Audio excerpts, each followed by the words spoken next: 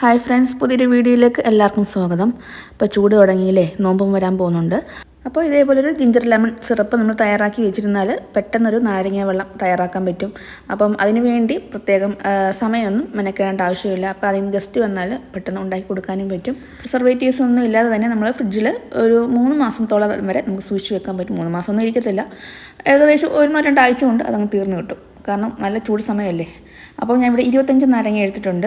അതെല്ലാം പിഴിഞ്ഞ് അതിൻ്റെ കുരുവെല്ലാം മാറ്റിയിട്ട് പിഴിഞ്ഞെടുത്തിട്ടുണ്ട് കേട്ടോ. എന്നിട്ട് അതിൽ തോടൊന്നും കളയരുത്. ഞാനത് അച്ചാറിടാൻ വേണ്ടി മാറ്റി വെച്ചേക്കുവാണ്. അപ്പം ഇത് നമുക്ക് ഉണക്കിയിട്ട് ഉപ്പ് പുരട്ടി ഉണക്കി വെയിലത്ത് വെച്ച് ഉണക്കിയിട്ട് അച്ചാറിടാം. പിന്നെ എടുത്തിരിക്കുന്നത് ഇഞ്ചിനീരാണ്. അതൊരു 4 ടേബിൾ സ്പൂൺ വരെ എടുത്തിട്ടുണ്ട്. ഇനി പഞ്ചസാര പാനി തയ്യാറാക്കാം.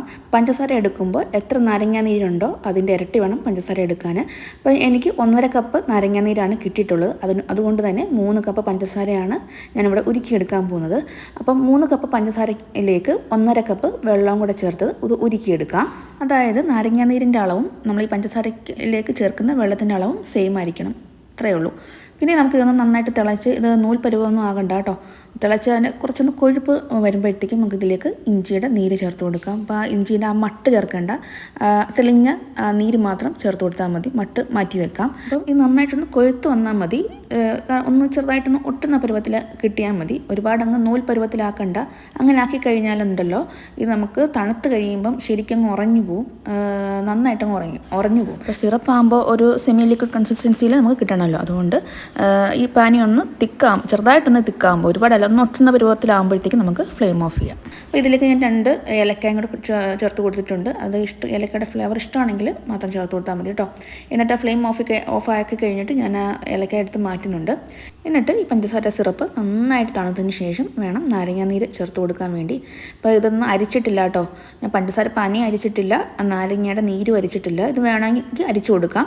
കാരണം പഞ്ചസാരയ്ക്കകത്ത് വലിയ അഴുക്കൊന്നും കണ്ടില്ല, അതുകൊണ്ടാണ് ഞാൻ അരിക്കാനത്. അതേപോലെ നാരങ്ങയുടെ കുരുവെല്ലാം മാറ്റിയിട്ട് ആ നാരങ്ങയുടെ മാതളം മാത്രമേ അതിനകത്ത് കിടക്കുന്നുള്ളൂ. അതുകൊണ്ട് ഞാനത് അരിച്ചു മാറ്റുന്നില്ല.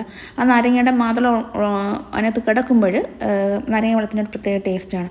അതുകൊണ്ട് അതൊന്നും ഞാൻ മാറ്റിയിട്ടില്ല. അത് വേണമെന്നുണ്ടെങ്കിൽ നിങ്ങൾക്ക് അരിച്ചെടുക്കാം കേട്ടോ. ഇനി നമുക്കിത് ഗ്ലാസ് ജാറിനകത്ത് മാറ്റി കൊടുക്കാം. പ്ലാസ്റ്റിക് കുപ്പി അങ്ങ് ഒഴിവാക്കുന്നതാണ് നല്ലത്. അപ്പോൾ നമ്മളിത് ഒഴിച്ച് വെക്കുന്ന കുപ്പിയായാലും ജാറായാലും നല്ല ഡ്രൈ ആയിരിക്കണം, ഒട്ടും വെള്ളമയം കാണരുത്. അപ്പോൾ അങ്ങനെയൊക്കെ ശ്രദ്ധിച്ചാൽ നമുക്ക് കുറേ കാലം ഇത് കേടുകൂടാതെ ഇരുന്നോളൂ കേട്ടോ. അപ്പോൾ ഒരു ഗ്ലാസ് നാരങ്ങ വെള്ളത്തിന് 2 അല്ലെങ്കിൽ 3 സ്പൂണ് സിറപ്പ് ഒഴിച്ചിട്ട് ബാക്കി വെള്ളം കൂടെ ചേർത്ത് എടുക്കാം. അപ്പോൾ പുളി അനുസരിച്ച് നമുക്ക് സിറപ്പ് എടുക്കാം കേട്ടോ. അപ്പം ചെയ്ത് നോക്കിയിട്ടില്ലാത്തവർ തീർച്ചയായിട്ടും ഒന്ന് ചെയ്ത് നോക്കുക. ഈ നോമ്പ് സമയത്ത് എന്തായാലും നാരങ്ങ വെള്ളം നിർബന്ധമുള്ളവർ കാണുമല്ലോ. അപ്പം അതിനായിട്ട് നമുക്ക് സമയം കളയേണ്ട ആവശ്യമില്ല. നമുക്കിത് തയ്യാറാക്കി വെച്ചാൽ പെട്ടെന്ന് തന്നെ നാരങ്ങ വെള്ളം റെഡിയാക്കാൻ പറ്റും. അപ്പം എല്ലാവരും ഒന്ന് തീർച്ചയായിട്ടും ഒന്ന് ചെയ്ത് നോക്കുക. അപ്പോൾ വീഡിയോ ഇത്രയേ ഉള്ളൂ. ഇഷ്ടപ്പെട്ടല്ലോ ഒന്ന് ലൈക്ക് ചെയ്യുക, ഷെയർ ചെയ്യുക, കമൻറ്റ് ചെയ്യുക. അതേപോലെ ഒന്ന് സബ്സ്ക്രൈബ് ചെയ്ത് സപ്പോർട്ട് ചെയ്യാനും മറന്നു പോകരുത് കേട്ടോ. പുതിയൊരു വീഡിയോയുമായിട്ട് വീണ്ടും കാണാം. അപ്പോൾ എല്ലാവർക്കും താങ്ക് യു. ഇപ്പോൾ സിറപ്പെല്ലാം ഉണ്ടാക്കി വെച്ചിട്ട് അത് നാരങ്ങയായിട്ട് തൊണ്ട് ഞാൻ ഉപ്പും പുരട്ടി വെളുത്ത് വെച്ചേക്കുവാണ്.